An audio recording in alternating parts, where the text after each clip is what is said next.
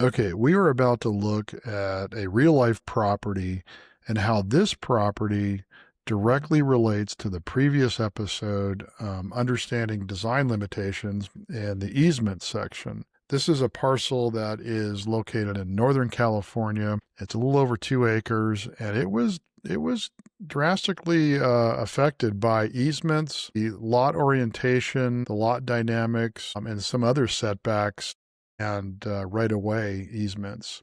So the idea here was in the previous episode, episode 35 of the podcast, was specifically about easements. And this is a video to complement that episode by being able to show you visually what I've been talking about, because it's a little tough to learn all this stuff just by audio. So the idea on episode 35 was to give you all the background of what easements are and how to find out about them and why you should do that. Today, we're going to dive into a real life property and show you what that's all about. So let's go ahead and share my screen, and we're going to do that right now.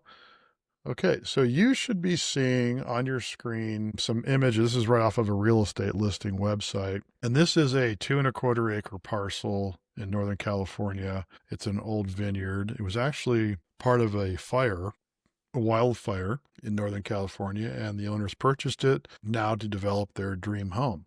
What I'm doing here is giving you some orientation because we're about to look at the drawings and diagrams that would come about as you begin designing your project. Here's a closer look at the property, and you can now see the property lines, and I want you to pay attention to that because we're going to relate that to the drawings that we look at in a minute. But this parcel is off of a well-traveled main highway. This is a private road that serves multiple properties up above. And this is the existing driveway onto the property where the old home used to be in this whole area here. And when we look at some more pictures, you're going to notice that this is a very steep hillside over here, and we have a gentle slope over in this area here. This is more of an aerial view of the property, looking from behind the property down to that main highway, and you can see the beautiful vineyards in this valley area here. This is the power transformer, and the reason I'm pointing that out is because when you're walking a property that you're thinking of purchasing or that you already have, if you see things like this, that means that there is probably a utility easement on your property to get the power to this transformer, because this is all underground power. Here's another orientation of the lot here where you can see the property lines, this big steep slope. And that's important because the way that the surveyor or the licensed land surveyor shows these slopes on the diagrams is important for you to understand as a homeowner when you go to get your drawings done. So that is the property that we're going to be studying today. And I was involved in this property. I helped the clients completely develop the design for the project, orchestrated the whole design team, pulled the whole design team together for them, and worked with them, with the architects and about 6 or 7 other consultants on this job, and to prepare them to build their dream home. So let's go ahead and look at the next screen and the next diagrams here. So this is what the survey looks like when you hire a licensed land surveyor to do drawings of your parcel. This is way before you even begin designing your project. You might even do this before you even hire an architect, because it's a really good thing to have, as long as you understand as a homeowner what you need to ask for. If you remember the shape of the property, this is the dark black line is the property line. Here is that private road that goes up to all the other properties. This is that main highway, and this is important for you to understand in a minute, because I'm going to explain to you why this put a constraint on the property. All of the curvature lines here indicating 1 foot increments of how the property is sloping. So let's zoom in a little bit and try to understand this. And as I mentioned earlier, I'm going to do a whole dedicated episode on surveys because I think they're extremely important and there's a lot of aspects to it. But I just want to point a few things out to you so you understand what you're really looking at here. So on a survey drawing, you'll see these curvature lines, and then you'll see numbers every so often. These numbers represent a measurement, a height measurement. So this is 250 feet above sea level. This is 255 feet above sea level. So this is how much the property sloped. This distance from here to here sloped up 5 feet. So you can see if we go all the way back to the very entry point of the lot, they have some demarcations here of 240.95 feet.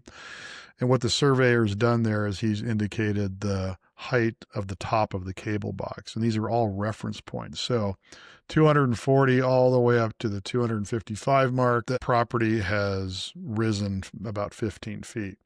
Now, you'll also notice on this side of the property, you see all these curvature lines, but you see how closer they are together than over here. And that's because the slope is much steeper than over here. So it's the same 1 foot increments that are going up this lot, but it's a lot tighter. So you can see from 280 to 285, there's a 5 foot rise in just this distance. Where here you can see it's a 5 foot rise in this distance. So when a excavation contractor or your home builder look at this, they're going to realize, holy cow, this is a really steep slope here, and we're not going to get much of anything up here other than the fact it's going to deliver us some problems such as erosion and drainage.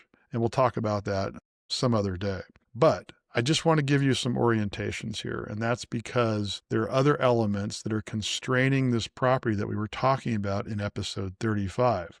And I'm calling this episode 35.1 because, again, this is supplementing the audio version of that. Just for reference, these dashed lines all around the perimeter is the 20-foot setback requirement. So nothing can be built within this 20 feet here. And of course, on a 2.5 acre or whatever, I think it was 2.25 acre parcel, these setbacks don't really have that much of an impact because theoretically you have a much larger area in an over 2 acre parcel to build on. But you're going to find out here as we go through this that we're going to continually be constrained. Before we go into where the easement actually is, we're going to look down here and we're going to look at what's called a right of way. And we didn't talk about this in the previous podcast episode, but here in this particular county, in this particular area, they have a requirement of 70 feet from the center of the highway to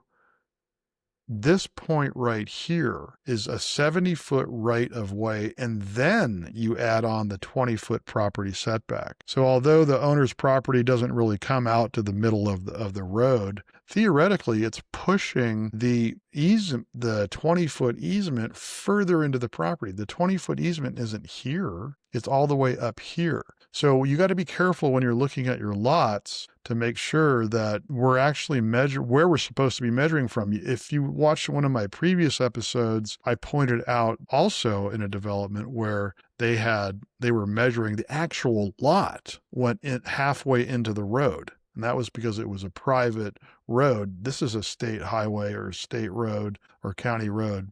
So they don't do that. But in that previous episode, this black property line was way out here. And then you had the right of way, then you had the snow easement, then you have the regular property setback. So this is what I'm talking about. You have to be really careful. Now, again, on a 2 acre parcel, it's not as impactful as if you were buying a 1/2 acre parcel. If this was a 1/2 acre parcel on this highway, you may have some big problems to get everything in there. So that's one of the constraints on this particular property, not to mention the hillside. So you can see that the hillside right here is taking up, what is that, 1/4 to 1/3 of the overall property. Nothing can be done here. And in fact, it causes some problems, not problems, but challenges that anything with money can solve. But ultimately what has to happen, and I'll show that to you, is that this property had to have retaining walls to make sure that hillside was held back. But what I wanted to show you today related to the episode is the public utility easement. Now, here's another shot here. You can see it. Don't know if yes, there you go. You should be able to see that. This is the same drawing, but what I've highlighted here is where the public utility easement is located. And in this case, it was a 10-foot public utility easement. I think I mentioned 20 feet in the previous episode.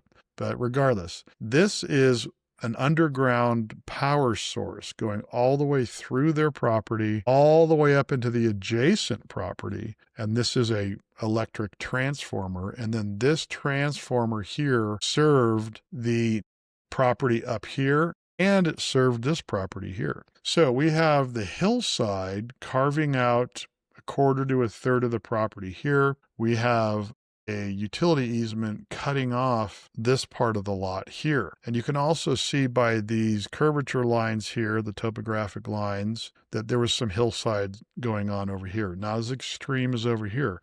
Bottom line is we're only able to develop and build in this little quadrant here. Now we could theoretically put a little, maybe an accessory dwelling unit up here, up into the hillside if we wanted to, but now we're getting into more and more costs. So this is the whole point of the episode 35 easements, because this is could be perceived as an extreme example, but not necessarily. There's a lot of other information on this survey that we won't get in today. I'll probably use this project as a sample for us to study as we go through the Awaken Homeowner mission. Now, what I want to show you also, now you can imagine that this became more and more constrained. So I'm going to show you what the civil engineer and the architect began to develop on this project and how we were able to make everything fit. Because of course the owner had certain requirements. Their requirements are to have somewhat a very traditional, classic farmhouse style home. They wanted a separate cabana with pool, and they wanted a detached garage with office and winemaking facilities. So there was a lot of requirements that we had to fit into this 2.25 acre parcel that really turned into more like 1.25 or 1 acre parcel. The other thing you have to remember on projects like this is there are other constraints. The hillside and all the mitigation to retain the hillside, the drainage, and most importantly, the septic system in this case, because this property is not served by a public sewage system. So what comes with septic systems is leach fields and the areas for leach fields. So let's just glance through that today, and let me show you how that came about. So here you can see that we are developing, this was the hardscape plan in particular for this job, but the civil engineer used the land surveyor's drawing and the architect's drawings for the design of the structures and integrated them all into the hardscape plan, which is part of many pages of a civil plan. Now keep in mind also that the architect used the land surveyor's drawing to be able to develop the property as best he could, and then coordinate that with the civil engineer who has all of the direct knowledge of the grading and the drainage and the leach fields and the septic system. So you can see up here, it's the same exact lot. There's all those setbacks that we talked about. Right here is that easement, and you can see our building gets extremely close to that easement because we needed it to be to get everything else to work across the width of this site. Here is the main residence right here. Here is the pool, and here is the cabana. Here is the garage and wine cellar structure. And then you can see us building retaining walls all along here to hold this hillside up and to then help with the drainage situation. So this was how we were able to fit everything in. Okay, so some of the challenges that we had on this project related to the design limitations slowly putting the squeeze on the lot was the septic system, and most relevant, the leach field for the septic system. So those of you who don't know what that is, a leach field septic system is implemented when there's no connection to a city or service district sewer system. Everything's kept on site. So this is an area for the leach field. And then when you build a septic system, you have to have a provision to expand the leach field in case this leach field here fails, or the water will no longer percolate back into the ground, and you have to designate a certain area for that. And that's what this area is here. And you can see that we're actually into the property setback with this provision. And I believe that we got that approved by the county, allowing us to do that for the provisional leach field. So this gives you a real life example of how design limitations can slowly put the squeeze on your property. We had this easement in particular that we were working with that was somewhat of a surprise. And then we had the setbacks, and we had the right of way that was for the road that was encroaching into our lot and then pushing the front setback into the property more. So that's what I wanted to show you today as a supplement to episode 35 of the podcast.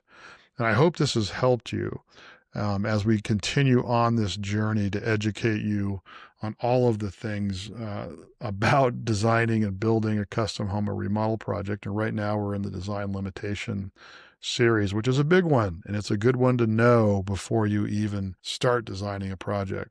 So I'm Bill Reed, your home building coach. I will see you on the next episode within our design limitation series. Thanks for joining.